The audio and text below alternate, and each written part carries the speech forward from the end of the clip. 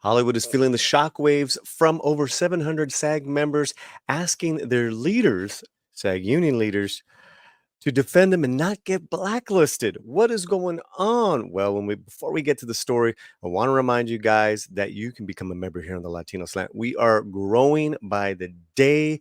It is crazy and wonderful how it's growing. Different levels, different discounts, different perks, all that good stuff on the latinoslant.com and YouTube channel. And I want to remind you guys too, since we are going to the latinoslant.com for this article to read it, make sure you are subscribed to our free newsletter.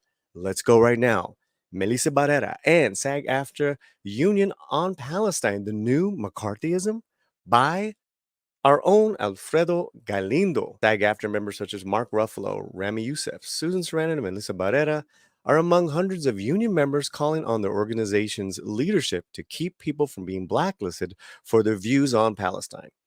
In a statement provided with an open letter from organization SAG-AFTRA and sister guild members for ceasefire, more than 700 union members signed an open letter that also called for permanent ceasefire in Gaza and condemned violence against journalists.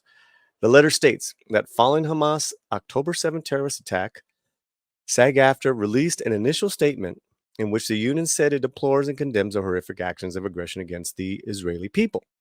Since then, many SAG-AFTRA and sister guild members have watched in horror as that government has waged war of collective punishment on the civilian population of Gaza. And there's more as far as the numbers of casualties, displacement, targeting members from press and families.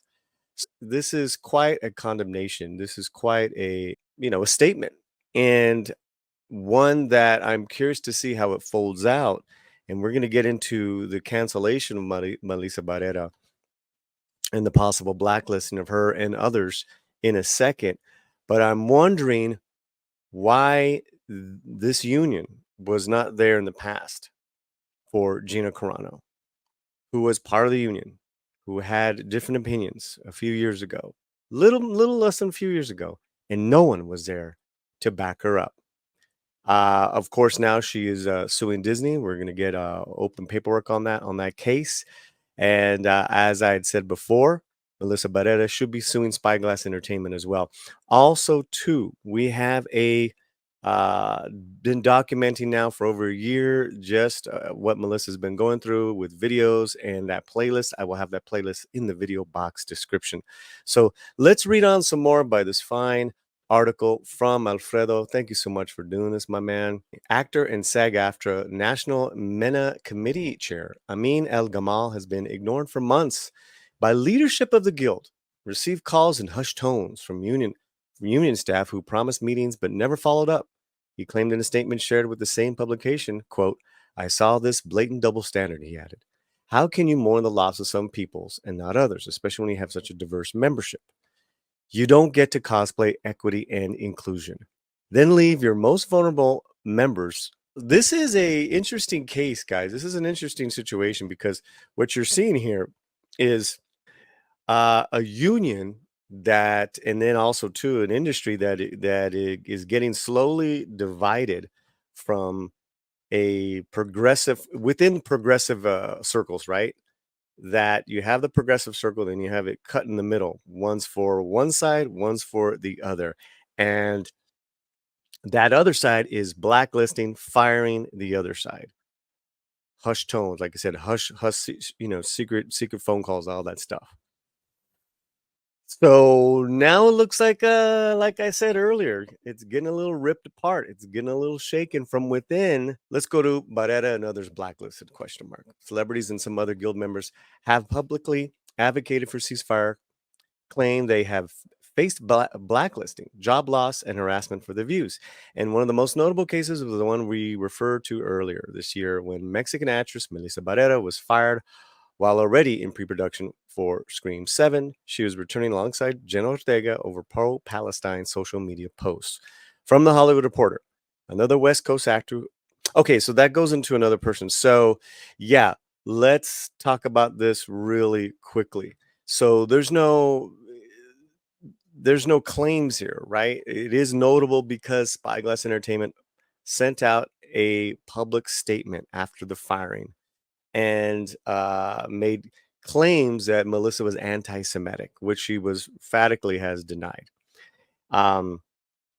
So again, you got these younger stars, Baretta, Jen Ortega, Ziegler, who are very pro-Palestine, ceasefire. Then you have these other ones. Sometimes they're in the same cast. Wink, Gal Gadot.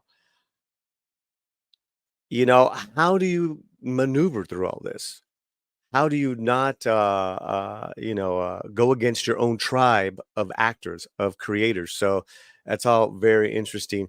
And again, we have great videos on the Melissa Barrera situation, which she's been going through, and I can tell you, she's she's surviving and thriving with new productions happening. Let's go to this other report. Another West Coast actors remain anonymous for fear of retaliation, said that they and other representatives were the targets of a coordinated harassment campaign.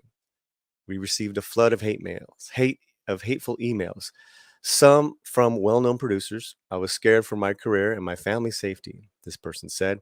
It's our union's duty to protect us from this new McCarthyism, especially when we're speaking up for human rights and our labor colleagues. Instead, it's been deafening. It's been a deafening silence. Riz Ahmed, Common, Bougie Phillips, among others, also signed the open letter. And we just said from Gina Corano to Jen Ortega speaking out, the Latino slant has well documented this wave of suppression of speech from progressive Hollywood and fully condemns it. So, yeah, this is a very within time bomb ticking within the Hollywood community. And now it's almost coming up on a year, October 7th, and then going to her firing, that it has snowballed because now it's more and more of these actors speaking out, more and more of them, writing letters, being brave about their speech. And I'm all for it. I'm all for freedom of speech. But the price of freedom of speech is freedom of speech. And what I mean by that is um, I'm not always going to agree. Some of what Mark Ruffalo says, I absolutely disagree with. Some of what Melissa says, I don't agree with. But I totally agree in their right to express themselves. And that's where you walk that tightrope, because if you're representing a new movie, an IP franchise, and you're under a contract with the studio, uh, how far can you go? What can and can't you say? As you know, with Ziegler, she even said that Disney pressed her to push the independent women, modern women aspects of the new Snow White film. And you saw the backlash from that. So I want to know right now your thoughts. I want to know what you guys are thinking, because this is fascinating. And what I can tell you, this is only the beginning. This is only the beginning of the fact that this happened, and that the mainstream Hollywood media is covering this and carrying this. Hollywood Reporter, Deadline. It's not going anywhere. It's not going anywhere.